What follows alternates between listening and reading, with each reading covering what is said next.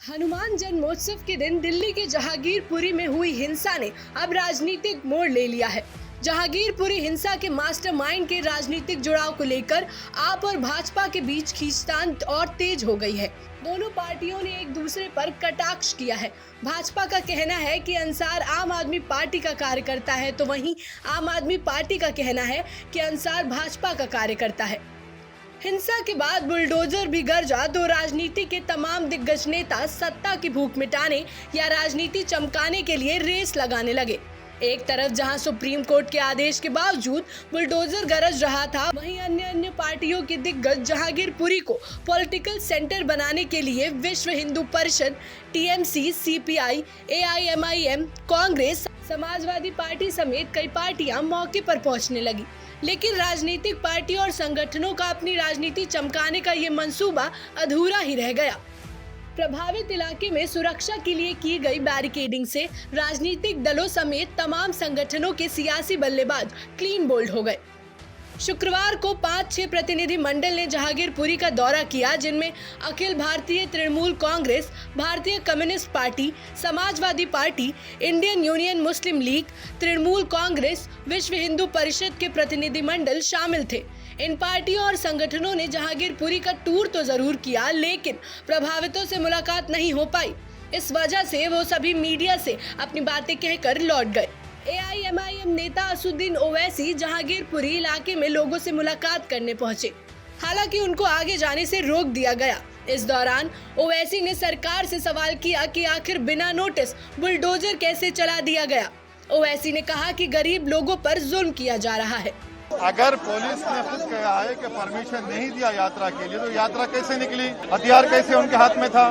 अगर आप उनको वहीं रोक देते, वहीं हथियार सीज कर लेते, तो ये दिन जगना नहीं पड़ता। मगर सरकार चाहती थी, और अफसोस की बात यह है कि आप पार्टी, सुनिए, आप पार्टी इन तमाम लोगों को कह रोहिंग्या बांग्लादेशी, अरविंद केजरीवाल घर पे हमला हुआ, प्रोटेस्ट का बड़ा आसमान सर को उठा लिया।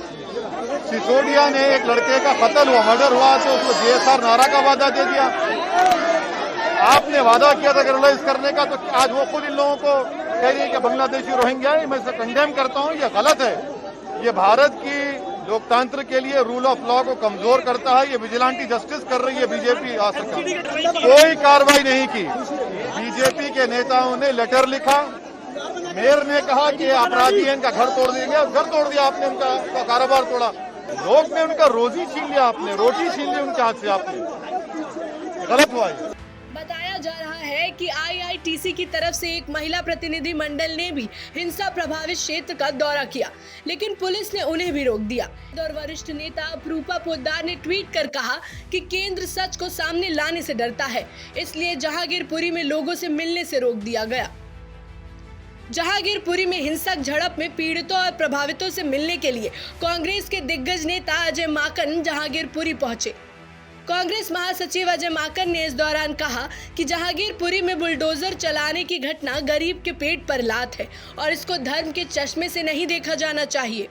धज्जियां उड़ाई जा रही हैं, ऐसा लगता ही नहीं है कि हमारे देश के अंदर कानून का राज है।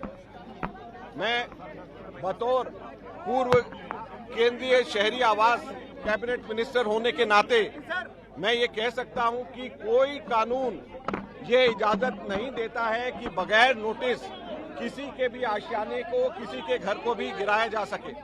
कोई कानून ये इजाजत नहीं देता है। जब सभी नेता अपने टूरिस्ट प्लेस जहांगीरपुरी पहुंच रहे थे, तो आम आदमी पार्टी कहां चुप रहने वाली थी। आम आदमी पार्टी के स्थानीय विधायक संजीव भी पीड़ितों का हाल चाल जानने जहांगीरपुरी पहुंचे। उन्होंने कहा कि ये मेरा क्षेत्र है, यहाँ हर दिन लोगों से मिलता रहता हूँ। नहीं, ये मेरा अपना क्षेत्र है। आप अगर कुछ सिनेमा पर खड़े हो गए तो इससे जनता का दर्द खत्म नहीं होगा। उसके लिए जनता के घर जाना पड़ेगा, उनसे मिलना पड़ेगा, उनसे बात करना पड़ेगा। ये हमारा अपना क्षेत्र है। रोज़ लोगों से मिल रहे हैं, रोज़ लोगों से बात कर रहे हैं। हाँ, यहाँ के भी लोगों का कहना था कि विधायक जी एक बार आइए, हम भी आपसे बात करना चाहते थे। आज उनसे मिलने आ गए। हिंसा प्रभावित जहांगीरपुरी में अतिक्रमण के खिलाफ अभियान के बाद राजनीतिक दलों के प्रतिनिधियों का वहां जमावड़ा लगते ही दिल्ली पुलिस एक्टिव हो गई। बता दें कि शुक्रवार को पीड़ित परिवारों से मुलाकात कर घटना के प्रति संवेदना व्यक्त करने के लिए राजनीतिक दलों और धार्मिक संगठनों के प्रतिनिधियों के पहुंचने का सिलसिला शाम तक चलता रहा। जहांगीरपुरी हिंसा पर सभी विपक्ष एक है। अधिकतर राजनीतिक पार्टियां हिंसा के ग्राउंड जीरो की दौड़ लगा रही हैं, लेकिन सत्ता की भूखी इन राजनीतिक पार्टियों की हरकत का अंदाजा इस बात से लगाया जा सकता है। पहले धर्म के नाम पर सुनियोजित हिंसा कराना, फिर पीड़ितों और प्रभावितों से मिलकर मरहम लगाना और मरहम के बीच सत्ता की कुर्सी देखना किस स्तर पर जायज है। ब्यूरो रिपोर्ट, जनहित टाइम्स।